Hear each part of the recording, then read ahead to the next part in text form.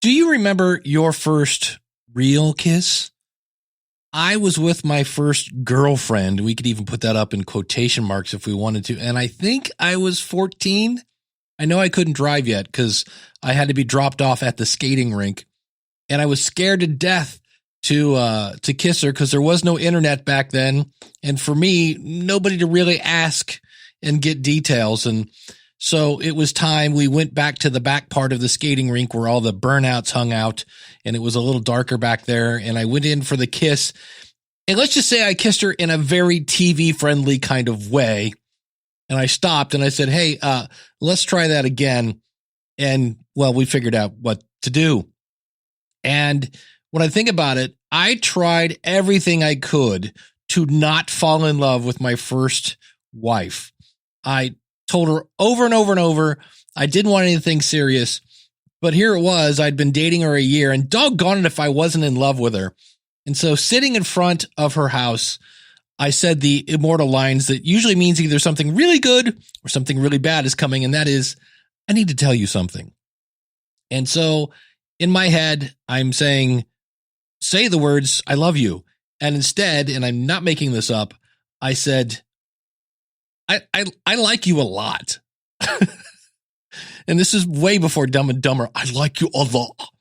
And I just backed up and I said, what I really mean is I love you. And those are scary things to do. You put yourself out there, and if you do it wrong, well, what happens? You get some feedback, you tweak what's going on, and you move on. And over the past 2 weeks, I've had meeting after meeting after meeting with members of my audience. Some of them were current members of the School of Podcasting. Some of them were past members. And most people don't believe this, but behind the microphone, I'm actually kind of shy. Yeah. So I'm going to share what I learned and why I think you should be doing this, as well as we have a Because of My Podcast story and an interesting insights into the Clubhouse app. Hit it, ladies. The School of Podcasting with Dave Jackson. Podcasting since 2005. I'm your award-winning Hall of Fame podcast coach, Dave Jackson. Thanking you so much for tuning in. If you are new to the show, this is where we help you plan, launch, and grow your podcast. The website, schoolofpodcasting.com.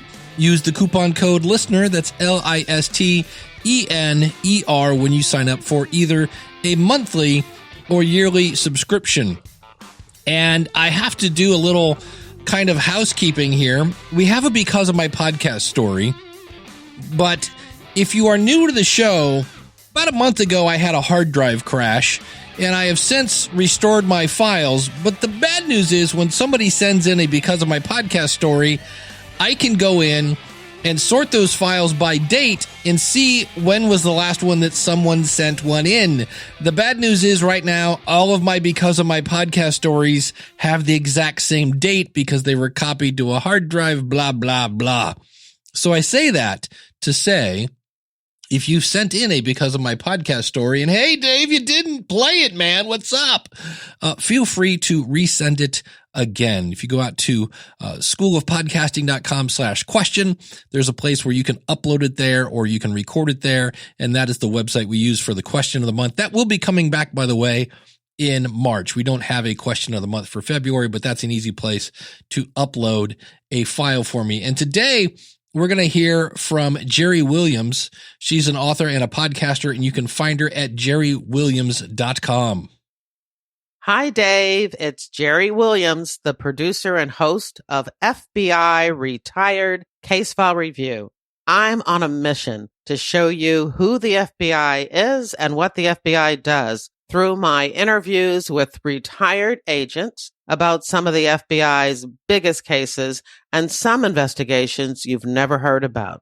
And this is my Because of My Podcast story, which I think is pretty cool. A couple of years ago, I wrote a book called FBI Myths and Misconceptions, a manual for armchair detectives, which uses quotes and snippets from my podcast interviews to debunk cliches about the FBI in books, TV, and movies. Because of that book and because of my podcast, Last summer, I was contacted by 2 different Hollywood studios, and now I am under contract with FX Network, which is owned by Disney, and Warner Brothers and Bad Robot as a technical consultant on 2 TV shows that are going to be released later this fall. Now, I'm not going to name drop, but if you look up Bad Robot, you'll get to see who I get to hang out with. Talking to the writers on Zoom or the phone a few hours a week is a lot of fun and good pay. Now, I think this is a pretty cool because of my podcast story. When I started FBI Retired Case File Review 5 years ago, the purpose of the podcast was to help me sell more books. I am an author getting ready to publish my 5th book, crime fiction and nonfiction, about the FBI. However, based on my own experiences as an FBI agent, and because I've now interviewed more than 222 former colleagues, I'm pretty knowledgeable about most of the FBI's violations. But I never thought of myself as a technical consultant, but now I am. Thanks, Dave, for letting me share my because of my podcast story. Love your show. Oh, thank you so much, Jerry. Holy Star Wars, Batman. I've never heard of Bad Robot, but the founder of Bad Robot, yeah, J.J. Abrams, you may have heard of him. Holy cow. Wow, is that cool? If you can answer that question, because of my podcast, blank. And that blank is, well, something happened, but it wouldn't have happened except, well, yeah, I had a podcast. I would love to hear it. schoolofpodcasting.com/contact, or if you want /question, either one will get you there. I was doing some research for this episode, and I found out that there are a lot of like seriously good, like experts in their field kind of people. Like Tiger Woods had a coach. His name was Hank Haney. Mr. Haney was Tiger Woods' coach from 2004 to 2010. And during that span, Woods won 6 of his 15 career major championships. Now, the interesting part of that is, think about that. After the first one, you're like, hey, wow, pretty cool. After number 2, there had to be a voice in Tiger's head that was like, you know what? I think I got it. But yet he kept him on for many more years. They were very close, and basically Tiger credits a ton of his success to Mr. Haney's teachings. Here's some other people who, even after their enormous success, they still have coaches. Richard Branson, Oprah Winfrey, Tony Robbins, Leonardo DiCaprio, Serena Williams, and Metallica. Yes, Metallica actually kind of has a life coach, because the music part is easy. Putting up with Lars may be a little more hard than it appears. And coaching is one of those things. Well, here's a clip from Bill Gates. Everyone needs a coach. It doesn't matter whether you're a basketball player, a tennis player, a gymnast, or a bridge player. We all need people who will give us feedback. That's how we improve. That's how we improve. Think about the first time you went to tie your shoes. I remember mine vividly as my father was coaching me through with the little rabbit goes around the turn under the thing, whatever it was. And I remember I just couldn't get it. But eventually, with my coach, I was able to tie my shoes. In fact, now I do a double knot. Ooh. And I don't care what area of life you want to change, coaching is one of the most valuable tools in the world. That is Tony Robbins, and this is the CEO of Google. Our board member in 2002, John Doerr, said, you need a coach. And I said, well, I don't need a coach. I'm an established CEO. Why would I need a coach? Is something wrong? He said, no, you need a coach. Everybody needs a coach. So Bill Campbell became my coach and has served Google very well. Every famous athlete, every famous performer has somebody who's a coach, somebody who can watch what they're doing and say, is that what you really meant? Did you really do that? They can give them perspective. The one thing people are never good at is seeing themselves as others see them. A coach really, really helps. And we're going to be talking about that in a future episode. I'm going to have Andrea on from talkabouttalk.com. That's a podcast, who turns out is a listener of this show and has not 1, not 2, but 3 different degrees in marketing. And we're going to talk about shaping your brand and how you can help control what people say about you. That's coming in the future. But right now, if the word coaching is kind of like, oh, let me guess, Dave, you want to coach me, right? Of course you do. Sure, I'd be happy to review your show on the Podcast Rodeo Show or the Podcast Review Show. That's a show I do with Eric K. Johnson, the podcast talent coach, or if you want some one-on-one stuff. But think about it, what it is if you, because some people freak out about the word focus group. What you need to do is get a focus group, and that freaks them out. So think of it as coaching, and what you're getting coaching on is how to connect with your audience so that they will start telling their friends about your show. And I want to play a clip. You've heard him on this show before. This is Scott Johnson from the What Was That Like podcast. And Scott just did an episode where he did an Ask Me Anything for his audience so they could ask him about the show. And this is where Scott has episodes where people are getting struck by lightning, or they know people that were struck by lightning. One guy ate his foot. Yeah, he ate his foot. There was just, it's What Was That Like at whatwasthatlike.com. And so as I'm listening to Scott's episode, the very first person that called into Scott said this, and I'm not sure, I'm hoping Scott caught this because it's important. Listen to this caller. Hi, Scott. My name is Amanda. I love your show. So does my mom. She's the one that introduced me to it. So that's really easy to miss because she loves the show. That's great, Dave. No. She found out about the show from her mom. Her mom said, you need to listen to this show. And so what you're trying to do is to get coached on how to make content that inspires people that they're like, oh, you have got to listen to this show. Why? Because the guy ate his foot. What?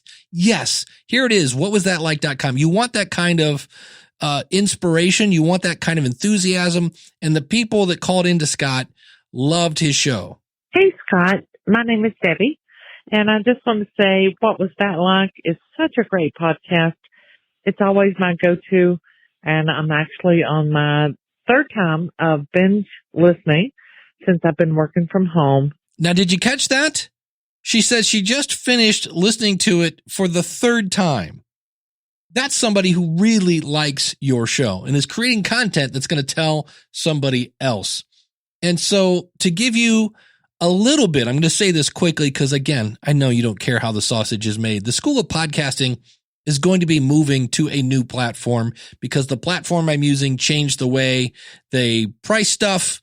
And I just went, nope, not anymore. And so I'm looking into redoing the School of Podcasting from the ground up because there are a lot of people. Now, every time I turn around, somebody else is either not so much a podcast consultant, but different places are launching universities and blah, blah, blah. And I was like, you know what? I've got the School of Podcasting. I'm proud of the School of Podcasting, but I really want to take the temperature of the person that hasn't launched a podcast, as well as especially either current members of the School of Podcasting or past members of the School of Podcasting. Now, I'm a little shy when it comes to contacting people I don't know. And I was actually on a Zoom party. Have you been to a Zoom party yet? Where you just meet up and it's people, it's just like a party. And if this was a party, I would have been in the corner looking at their record collection. How old am I with that reference? Holy cow. But even on this thing, this Zoom party, I didn't say a whole lot because I get a little shy around people I don't normally know. And so here I am reaching out to, in many cases, complete strangers. And what was I saying? Hey, can you tell me, this is what I asked. If you could build, or if somebody said to you, you've got to go to this website. It is the ultimate resource for learning how to podcast and growing your podcast. What would it look like? And then I shut up.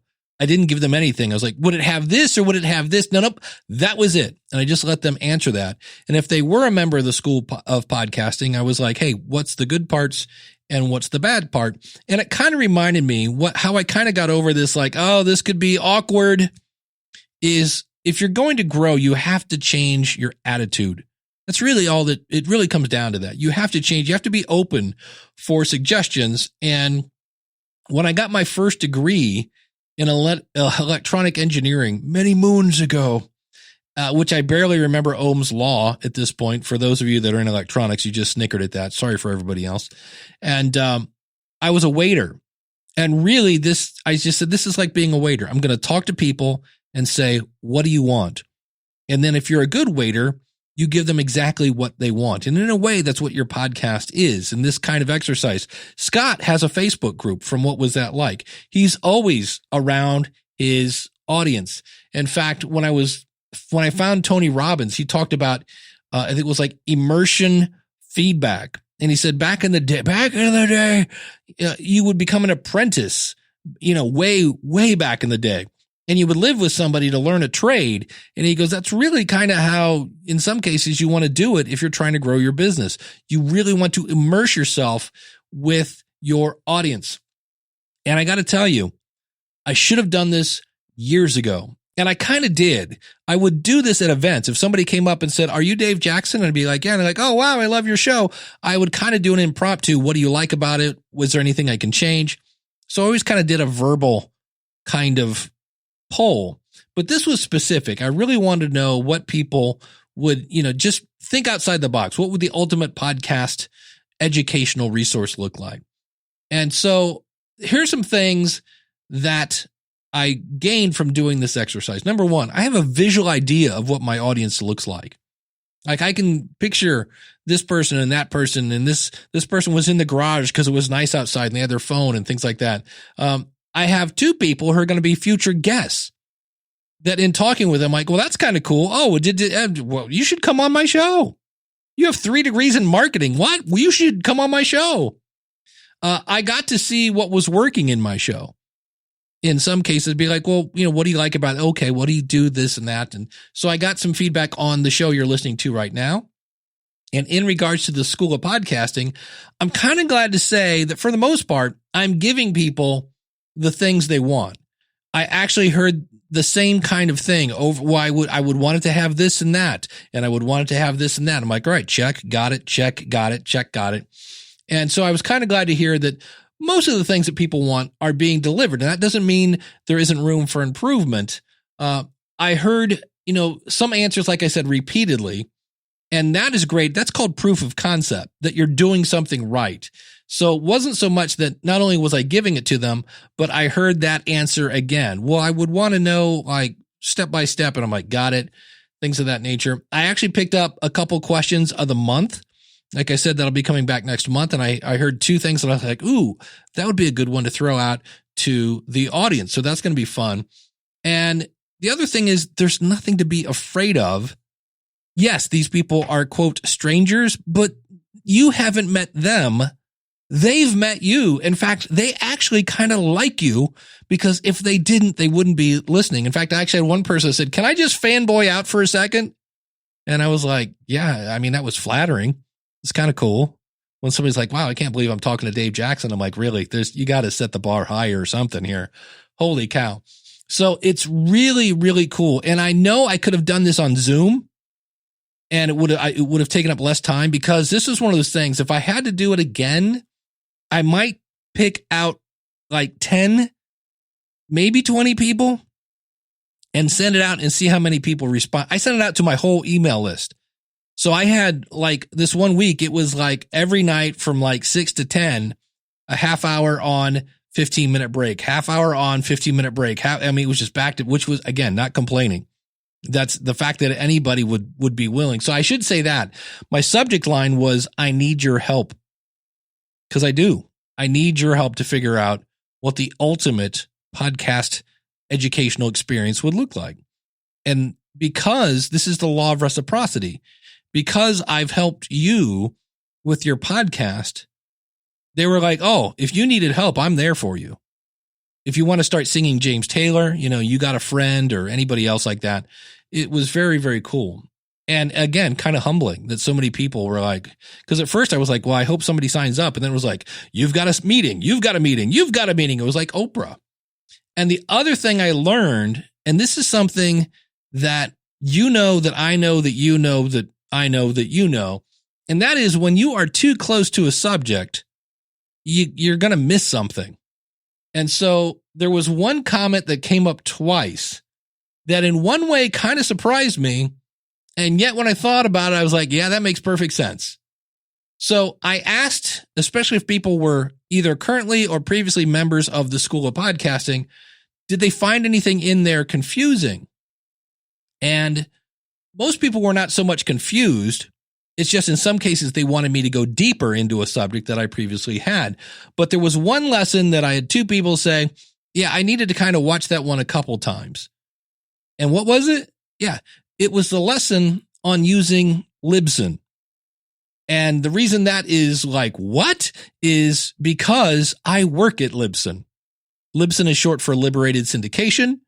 You can find them at libsyn.com. Use the coupon code SOPFREE.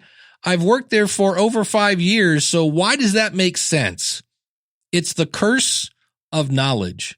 In that particular video, and as I went back and looked with a fresh set of eyes, I, in some cases, go a little too fast. When I used to do teaching in the corporate world, I would kind of wait like a full second, if not two. I'd be like, click on the file menu. Now click on open. Now click on the C drive. Now I wouldn't use my NPR voice, but nonetheless, you got to remember that some people, this is the first time they've seen the software. And so I went a little too fast. And the other thing is, because I knew there were some features that you didn't need, I just skipped them. So I knew that, but the end user didn't. They're like, hey, Dave, you skipped the keyword field. So that was when I was like, of course that would be the worst one. And of course, yeah, curse of knowledge came along. So that was the exact feedback, because that's fixable. That's the beauty of it. When somebody gives you any kind of feedback, that in many cases is fixable. You're not stuck doing things wrong forever unless that person is not your target audience and they want you to change something about your show. They're like, hey, it's 20 minutes long. I want it to be 6. And you're like, yeah, we're not doing a 6-minute show. Okay, that person's not your target audience. But I didn't feel like I got trampled. It was done in a loving way. And the other thing you got to do, this is something I tried my best to do. When somebody was giving me great constructive feedback, you grab a pad and pencil and you take notes and you shut up and you just let them just keep going. And they would get done and I'd be like, that was awesome. Thank you. So is there anything else? Because again, my attitude is the more, because they were coaching me. This is what I need. This is what it would look like. What do you think of this idea? That's a great idea. Tell me more. How would you see this and that? So if you haven't reached out to your audience, you should, because they can easily be the best coach on what they need. Sure, I can help you. Eric K. Johnson can help you. But if you really want to understand from the quote horse's mouth, you ask your audience and just say, hey, send out an email. Can we get on Zoom? Because everybody understands Zoom. And I want to talk to you a little bit about helping me shape the content of this podcast so it's giving you what you want. And you're basically saying, hello, I'm Dave. I'm going to be your waiter for this evening. Why don't you tell me what you would like to consume? And just like in a restaurant, people will tell you because they don't want you to bring something that they don't want to eat. Speaking of being a fanboy, I've mentioned the No Agenda show with Adam Curry and John C. Dvorak in about every kind of presentation that I do, because it's a great show. It's a great example of people getting value for the value they deliver. And I was listening the other day, and this made me giddy and almost wet my pants. Dave Jackson was on the podcast roundtable. Mm-hmm. The Dave plugging Jackson? Our show. Wait, the Dave Jackson? Even the Podfather is in on the Dave Jackson gag. Yeah, the Dave Jackson, the guy, the podcast, School of Podcasting. School of Podcasting, huh? Perhaps on financial, but here, Dave, I think they can pretty much trust our opinion. Now, that can be controversial on its own, right? Everyone says, oh, you might have an agenda. Dave, you work at Libsyn, so maybe you have an agenda when you give podcast information, right? Yeah, I get that. As soon as I've been there 5 years, and anytime I say anything about media hosting, people are like, oh, you're going to say that because you work for Libsyn. And I'm like, eh. But two of the shows that I trust the most, one is Congressional Dish by Jen Briney, protege, who actually used to read all the bills that went through Congress. She still does. And she's still almost sane. And then the other one is the No Agenda Show with Adam Curry and John C. Dvorak. And both those guys have extensive show notes. In fact, Jen is like, look, if I say something and you think I'm wrong, bring it. I'm not here to go who's wrong and who's right. Let's figure out what the truth is together. So it's a completely different, it's not the whole I'm right, you're wrong kind of setup, but both those shows are, and they talk about stuff that you just won't hear on regular TV, which is sad. So if you ever have the opportunity to say someone's name that listens to your show in your show, you should do it because it makes them giddy.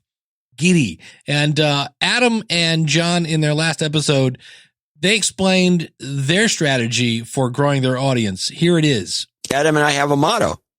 Don't be lame. It is a motto that we've stuck to. You can be a lot of things. Don't be lame. It works. Don't be lame. It works. And if you missed my last episode with radio guru Valerie Geller, she said, don't be boring. So here again, that same kind of strategy seems to be working. And the reason it works is, well, here's another clip from Adam back on show, I think 1192. Honestly, the key is you have to have an outstanding product. And I'd say 98% of what's out there is crap. And speaking of crap, the Clubhouse app, they were talking about this on their show. If you're not familiar with their show, John and Adam, they kind of deconstruct the media. And here is something that, I know Daniel J. Lewis is talking about this at The Audacity to Podcast, and I'll have links to this out in the show notes at schoolofpodcasting.com/763, because this is episode number 763. But here's what Adam was saying about the Clubhouse app. But here's what's interesting. The technology behind Clubhouse is owned by Agora. Agora is a Chinese company. A Chinese company is hosting these chats, and you're just giving them everything, including your address book, because you can't invite anybody unless you give them access to your address book. This is Chinese spying on your conversations, you idiots. Stop immediately. And that is what I call information you're not getting anyplace else, except, of course, Daniel's website. But check John and Adam out at noagendashow.com. It's a very interesting show, and they are using the value for value model. And you'll be amazed at just how many people are giving them hundreds and thousands of dollars every single episode. And I mentioned today how I'm going to be moving and rebuilding the School of Podcasting from the ground up. That does not mean the current version is not open, and it doesn't mean that the current version isn't any good. In fact, I'm pretty proud of it and would love to have you as a student. If you go out to schoolofpodcasting.com/start, use the coupon code LISTENER, you can save on either a monthly or yearly subscription. And if you're worried about, I don't know, I'm going to buy the wrong equipment. Nope. I don't know where to start. We can definitely help with that. I don't know how to build a website. Yep, we can help with that. I don't know what equipment to buy. We can help with that. I wish I wasn't alone. We can help with that. It's all there. schoolofpodcasting.com/start. And I mentioned Scott Johnson earlier. He is a graduate of the School of Podcasting. And this is one of those things that I thought I would leave you with. You never know who's listening, and you never know the impact, because as Scott was doing his Ask Me Anything, somebody asked him kind of how he chose these topics. And because he's, again, this is the guy that's, had the guy that smuggled cocaine in his, the thing he sits on. Yeah. And then it broke. That's a, what was that like kind of moment. And so somebody was asking, like, how did Scott get into those types of stories and what inspired him to get into podcasting? And he had this to say, and I'm involved with this, and you just never know. He's talking about a show I do called Building a Better Dave. And this is the weirdest show I do. It's just me literally just talking for the sake of hearing myself talk in some cases. And I'm just sharing what's going on in my life. And you never know how that's going to impact people. So here's Scott talking about how my podcast impacted him. So again, don't be surprised when your podcast impacts someone else. the host or maybe a guest on the show would tell a really interesting and engaging story. And I found that those episodes are the ones I really loved hearing, and they are the ones I remember the most. I remember once I was in my car on my way to a client's location. They were a local business here, and I was on my way to an appointment with them.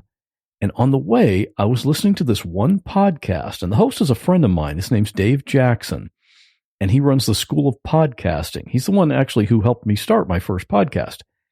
Anyway, he does this show where he just kind of talks about personal stuff in his life. And on this show, he was talking about his dog who had been with him for a long time. And his dog's name was Dudley. And Dudley was old and his health was failing. And Dave had just had to take Dudley to the vet and have him put down. So he's telling this super sad story. And it's like a 23-minute episode. And he's telling the whole thing. And I get to my client's location, and I'm sitting in the parking lot in my car crying because of this story, because I've had dogs my whole life, and I know exactly what this is like. It's the worst thing ever. And I don't know how Dave told the story without crying himself. But anyway, I pulled it together and went in and did my thing for the client. But here's the thing. I just now looked up when that happened, and that episode was from August of 2013. And here we are right now in early 2021, more than 7 years later. And I can still tell you how that story made me feel and exactly where I was when I heard it. That is powerful. So after a few years, when I decided I want to make a podcast about intense, unbelievable, but true stories, I knew that I wanted to have each of my episodes have that same effect on the listeners. That's what made me passionate about doing this show. And that's why, when someone tells me that they listened to an episode of What Was That Like, and they just cried while they heard the person telling the story, my thought is mission accomplished. It kind of reminds me of a quote from Maya Angelou. She said, "People will forget what you said, people will forget what you did, but people will never forget how you made them feel." Thank you, Scott, for letting me play the clips. I'm actually going to use that quote, the Maya Angelou clip, in a future episode of Building a Better Dave. It's just a little weird. It's a lot weird, and I'm not sure if I'm going to release it, but you can find Scott's show. It's not weird. It's exciting and entertaining at whatwasthatlike.com. Okay, maybe the episode where the guy ate his foot. That was a little weird, but you can find that. Links to everything we mentioned today are going to be out at schoolofpodcasting.com/763. And while you're out there, again, sign up, use the coupon code LISTENER, and well, this could be you. My son works at a high school. He's working in his office one day, and one of his coworkers comes into his office. She says, "Hey, do you listen to podcasts?" And he said, "Yeah, sometimes I do." So she says, "Well, a former coworker of mine just told me about this podcast that I've started listening to. It's called What Was That Like? And it's all about these people and these really weird situations they were in. And a recent one is about a guy who got attacked by a grizzly bear. So if you're squeamish, don't listen to that one. But I've been going through and listening to all of them." And this is what I always say. When you make great content, when your target audience finds your show, they will download your entire back catalog. And plus, how did that woman find out about the show? Somebody told her. And he let her go on for a few minutes while she talked about the podcast. Then he said, "That's my dad's podcast, right?" "No, it is not." So if you have an audience, email them, Twitter them, Facebook them, Instagram them, whatever you want to do, and say, "Hey, I would like to talk to you," and get their input. Let them coach you on how to make the show that they want to hear. And if you say, "Dave, I don't have an audience yet," then you should sign up for Podfest Global. I'm actually doing a presentation there. It's called Spend $100 on a Microphone and 100 Hours Studying Your Target Audience. And I will be doing that and explaining some strategies. And those strategies are in the School of Podcasting already, but I'm sharing some stuff from the School of Podcasting on how you can get a crystal clear idea of exactly what your audience is looking for. Links in the show notes out at schoolofpodcasting.com/763. And while you're out there, subscribe to the show and never miss an episode. Thanks so much for listening. Until next week, take care. God bless, class, is dismissed. If you like what you hear, then go tell somebody. If you like what you hear, then go tell somebody. And I mentioned today how I'm rebuilding the School of Podcasting. That does not mean the School of Pod, be easy for me to say. Wow. And I mentioned today how I am going to be rebuilding the School of Podcasting. That does not mean it is currently closed, and that doesn't mean that the current version of it is awful. In fact, I'm pretty dang proud of it. I'm dang proud. Look at me being all safe and sound. Oh, geez. Is it really getting that late? Thanks to Scott for letting me play these clips. You can find his podcast at Why Can I Not Talk? Really, it's not that late. Hey, this one's not a blooper. I mentioned my email newsletter. If you want to sign up for that, I usually send out an email a week and kind of let you know what I'm working on and what I'm seeing behind the scenes. Go to schoolofpodcasting.com/newsletter. And Scott is looking for one specific guest. If you can help him out, his website, whatwasthatlike.com. There's one person in particular who I really, really want to have on the show. All I know about her is that her first name is Genesis, and she appeared in an episode of a TV show called The Carbonaro Effect. I really want to talk to her about that experience because her reaction to what happened on that show is really incredible. But if you know Genesis or how to get in touch with her, please contact me.